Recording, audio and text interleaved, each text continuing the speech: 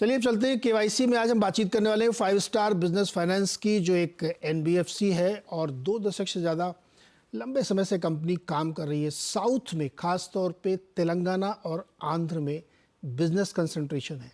Company छोटे छोटे दुकानदार, मर्चेंट जैसे बिजनेसेस को लोन देती है और कंपनी के ग्राहकों की लिस्ट में बहुत लंबे हैं। और health care, education, even marriage events भी कवर करने हो तो उसके लिए भी कंपनी लोन देती है। मोस्टली सिक्योर्ड लोन होते हैं कंपनी के, जो ट्रेंड हमने देखा है तिमाही दर तिमाही और साल दर साल कंपनी ने पिछले कई सालों से आउट परफॉर्म किया है। हर फ्रंट पे कंपनी काफ़ी बेहतर प्रदर्शन करती हुई दिख रही है और बीती तीसरी तिमाही में भी कंपनी ने बहुत अच्छा प्रदर्शन किया। एनआईएम थोड़ा सा कम हुआ है और क्वार्टर ऑन क्वार्टर एयूएम भी फ्लैट सा रहा है। इन तमाम चीज़ों पे बातचीत करने के लिए हमारे साथ हैं कंपनी के सीएफओ श्रीकांत गोपालकृष्णन। श्रीकांत जी, बहुत बहुत स्वागत है आपका सीएनबीसी आवाज़ पर। शुक्रिया नीरज, मुझे शो में बुलाने के लिए। एक चीज मैं पहला बोलना चाहता हूँ, मेरा हिंदी तो आपके हिंदी के जैसा नहीं है, तो मैं हिंदी और इंग्लिश मिक्स करके थोड़ा बात करूंगा, तो माफ कीजिए।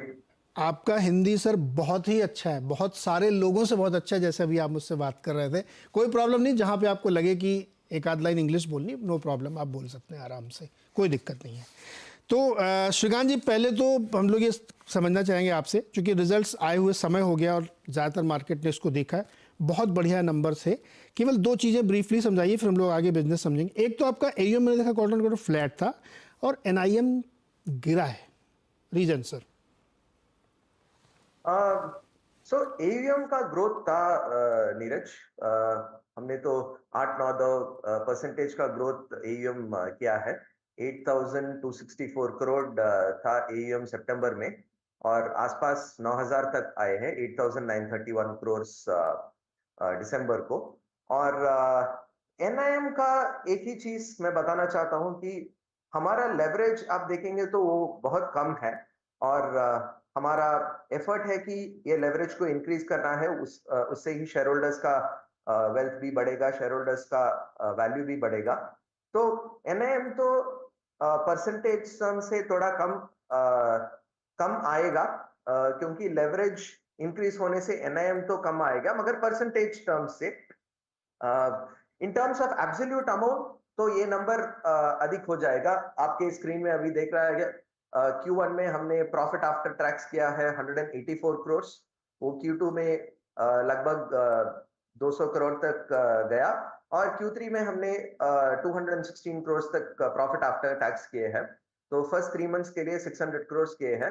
तो एनआईएम थोड़ा रेशियो से, परसेंटेज से थोड़ा कम आएगा, क्योंकि लेवरेज इंक्रीज हो रहा है, मगर प्रॉफिट तो बहुत स्ट्रांग होगी।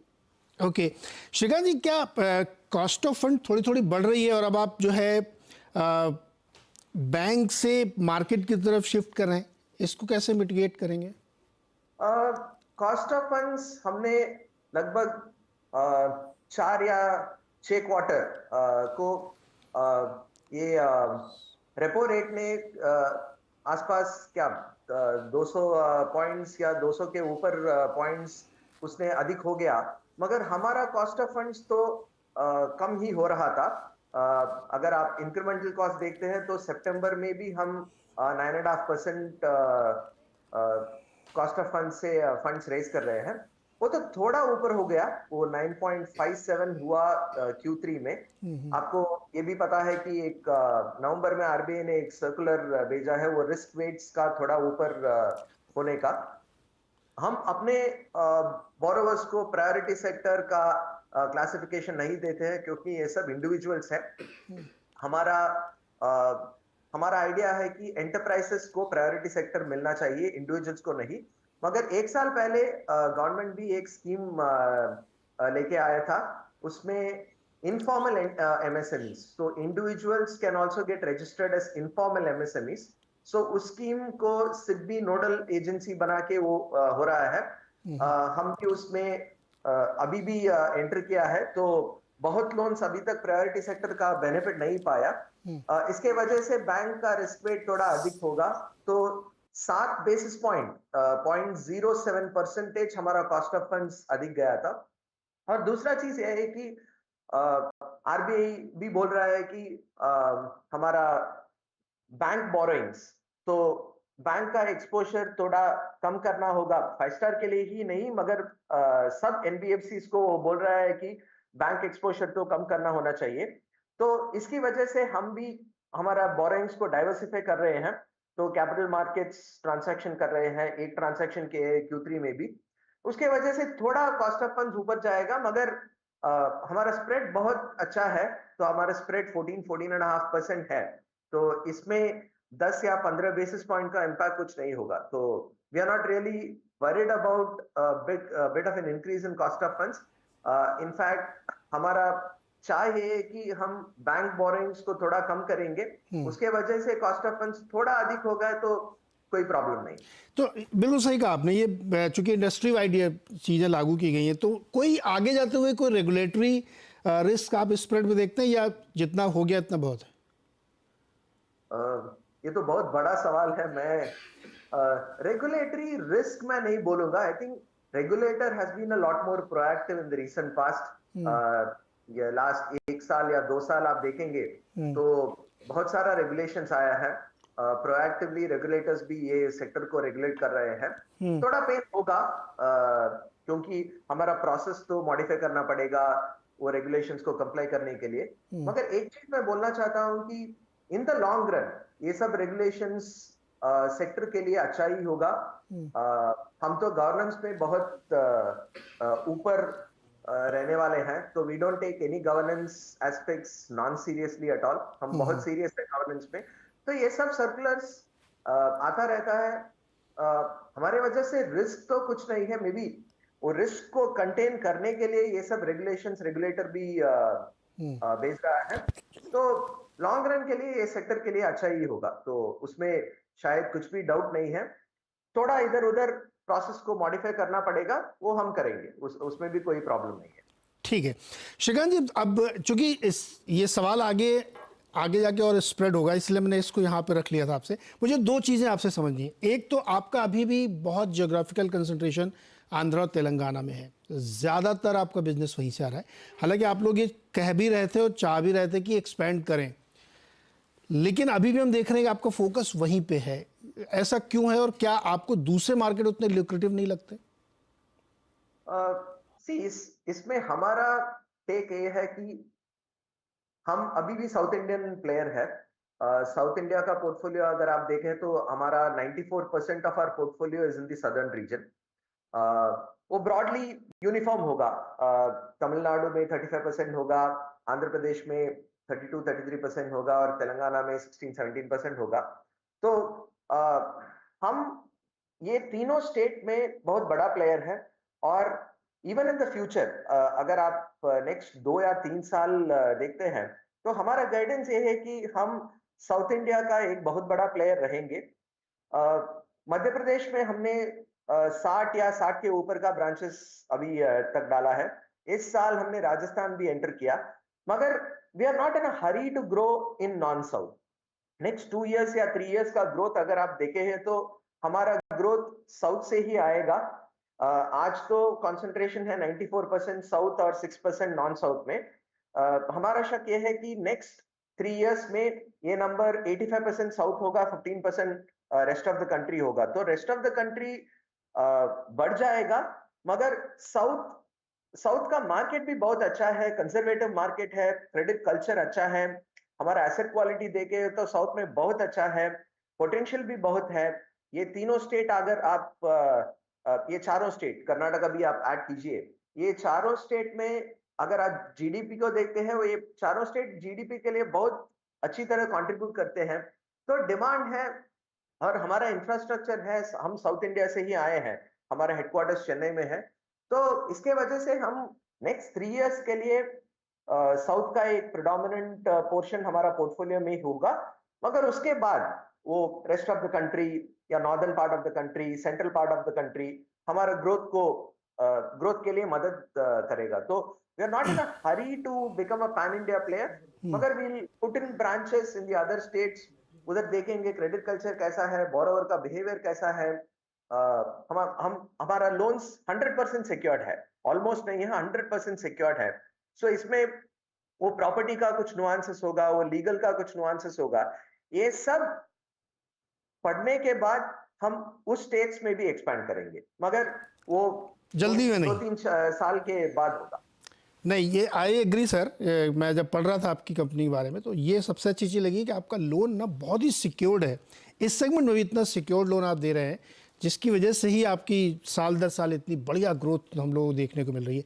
अच्छा, ब्रांच एक्सपेंशन का ही एक मॉडल है क्या बिजनेस एक्सपेंड करने के लिए, या टेक्नोलॉजी की मदद भी ली जा सकती है अगर हम सिर्फ कंसंट्रेशन साउथ में देखें तो? तो हमारा 3 लीवर है हमारा पोर्टफोलियो ग्रोथ के लिए। पहला लीवर ब्रांच एक्सपेंशन, तो अभी साउथ में भी ब्रांच डालेंगे, रेस्ट ऑफ द कंट्री में भी ब्रांचेस डालेंगे। तो ये ब्रांचेस में ऑफिसर्स रिक्रूट करेंगे, वो ऑफिसर्स इंक्रीमेंटल बिजनेस हमारे लिए they will bring incremental business. तो एक लीवर है ब्रांच एक्सपेंशन। दूसरा लीवर है एग्जिस्टिंग ब्रांचेस में ऑफिसर्स को बढ़ाने का। अगर आप देखेंगे तो आज हमारा एवरेज ऑफिसर्स पर ब्रांच 8 या 8.5 होगा। उस नंबर को थोड़ा बड़ा कर सकते हैं एग्जिस्टिंग ब्रांचेस में और इंक्रीमेंटल ऑफिसर्स डालने में। और तीसरा लीवर है इंक्रीज इन टिकट साइज। अगर आप देखेंगे तो लास्ट 5 या 7 साल के लिए हम 3 लाख या 3.5 लाख एवरेज टिकट साइज में काम कर रहे हैं। तो इन्फ्लेशन भी इंक्रीज हो रहा है, तो वो उसकी इन्फ्लेशनरी इंक्रीज हमारा एवरेज टिकट साइज में दिखेगा। तो 8-10% का इंक्रीज टिकट साइज में होगा। ये तीनों लीवर हमको 30 या 30 के ऊपर परसेंटेज का ग्रोथ दे सकता है। वही हमारा बिलीफ है। लास्ट फ्यू इयर्स ऐसी तरह हम ऑपरेट कर रहे हैं और ऐसी तरह हम गोइंग फॉरवर्ड फ्यूचर में भी ऑपरेट करेंगे। ओके, श्रीकांत जी, एक छोटा सवाल और। कस्टमर प्रोफाइल जो आपकी है वो तो बहुत इंटरेस्टिंग है और सिक्योर्ड भी है, उसके बारे में हमें थोड़ा बताइए कि कैसे आप लोग जज करते हैं कि ये बिल्कुल सिक्योर्ड होगा, क्योंकि बहुत वल्नरेबल सेक्टर में आप इतना सिक्योर कैसे ढूंढ लेते हैं? इस कस्टमर प्रोफाइल अगर आप देखेंगे तो द जनरल बिलीफ इज, आपने भी अभी कहा है कि ये तो वल्नरेबल कस्टमर प्रोफाइल है, बट हमारा एक्सपीरियंस वेरी डिफरेंट है। क्योंकि इस कस्टमर प्रोफाइल, इस साइज का लोन, प्रॉपर्टी बैक्ड 3 या 3.5 लाख या 4 लाख का लोन पहला समय फॉर्मल फाइनेंशियर से ले रहा है। इसके पहले उसका पोर्ट ऑफ कॉल सिर्फ मनी लेंडर्स है, अनऑर्गेनाइज्ड इंस्टीट्यूशंस है, फ्रेंड्स एंड फैमिलीज है। इसी फर्स्ट टाइम वो सब फॉर्मल लेंडर्स से ले रहे हैं। इसमें उसको 3 बेनिफिट्स मिलेगा। पहला, इंटरेस्ट रेट का बेनिफिट। हम तो सिर्फ आधा चार्ज कर रहे हैं, मनी लेंडर्स क्या चार्ज कर रहा है उससे आधा चार्ज कर रहे हैं हम। दूसरा, सिर्फ इंटरेस्ट नहीं, वो प्रिंसिपल भी अमॉर्टाइज कर सकते हैं। अगर आप मनी लेंडर को देखते हैं तो वो सिर्फ इंटरेस्ट कलेक्ट करेगा और किसी दिन एक बल्क कैश फ्लो आएगा तो उससे लोन रीपे करेगा, नहीं है तो वो डेट ट्रैप में फॉरएवर दे विल रिमेन। मगर हमारे लोन में 5 साल या 7 साल के लिए वो प्रिंसिपल भी पे करेगा, इंटरेस्ट भी पे करेगा। 7 साल के बाद वो लोन जीरो हो जाएगा, प्रॉपर्टी उसका हो जाएगा। और तीसरा है, हम रेगुलेटेड एंटिटी है, हमारा प्रैक्टिसेस अच्छा है। यही कस्टमर्स पहले समय फॉर्मल फाइनेंशियल्स को के पास आ रहे हैं। तो ये कस्टमर्स, इसको कैश फ्लो थोड़ा स्क्यूज हो सकता है, मगर इंटेंशनल डिफॉल्ट ये कस्टमर्स नहीं करेंगे। वही हमारा एक्सपीरियंस है। अगर किसी मंथ में उसका एक अच्छा इवेंट होगा फैमिली में या एक बुरा इवेंट होगा, तो आपको पेशेंट रहना है। अगर पहला दिन का डिफॉल्ट को आप लीगल एक्शन ले रहे हैं तो इस सेक्टर में आप नहीं कर सकते हैं। मगर हमारा एक्सपीरियंस है कि ये कस्टमर्स इंटेंशनल डिफॉल्टर्स नहीं होंगे और ये प्रॉपर्टी उसका एंटायर लाइफ सेविंग्स को रिप्रेजेंट करता है। ये उसका बहुत इमोशनली अटैच्ड प्रॉपर्टी है। तो हमारा एलटीवी लोन देने के समय पे 50% होगा। अगर वो 2 साल पे कर दिया है तो ये एलटीवी तो 30-35% हो जाएगा। तो 65% उसका पैसा है, 35% मेरा पैसा है। वो क्यों 65% को छोड़ देगा? तो ये कस्टमर्स रेयरली डिले कर सकते हैं, मगर जी। हमारा एक्सपीरियंस है कि इंटेंशनल डिफॉल्ट नहीं कर सकते, नहीं करेंगे और अच्छे कस्टमर्स होंगे। 7 साल देने के उसका ईएमआई तो वो भी छोटा होगा। तो it becomes easy for those customers also to repay this money. So हमारा एनपीएस अगर आप देखेंगे तो लास्ट 5-7 इयर्स हम तो 1% या 1.5% उसके बियॉन्ड नहीं between है। 1.5% ही हम ऑपरेट कर रहे हैं, तो Correct. That should tell you the strength of this borrower segment. बिल्कुल श्रीकांत जी, बहुत इंटरेस्टिंग स्टोरी है और सारे एनबीएफसीज में इसीलिए मैंने आपसे बातचीत करने का मेरा मन भी था। बहुत इंटरेस्टिंग बताया और आपकी हिंदी भी बहुत अच्छी है आपने जितनी बात की है, सो इंटरेस्टिंग। और बिजनेस मॉडल तो आपका खैर डेफिनेटली बहुत अच्छा है। बहुत बहुत शुक्रिया सर हमारे साथ जुड़ने के लिए। Thank you. ऐसे ही 3-4 क्वार्टर हम लोग बात करेंगे ना तो आप बहुत अच्छी और अच्छी हिंदी बोलने लगेंगे। Thank you so much sir. Thank you Neeraj, शुक्रिया। तो 5 स्टार बिजनेस फाइनेंस एक बहुत ही सिक्योर्ड लेंडर है इस सेगमेंट में भी, और इसीलिए लगातार साल दर साल बेहतरीन प्रदर्शन इस कंपनी ने किया है। छोटा सा एक ब्रेक, उसके बाद मार्केट अपडेट।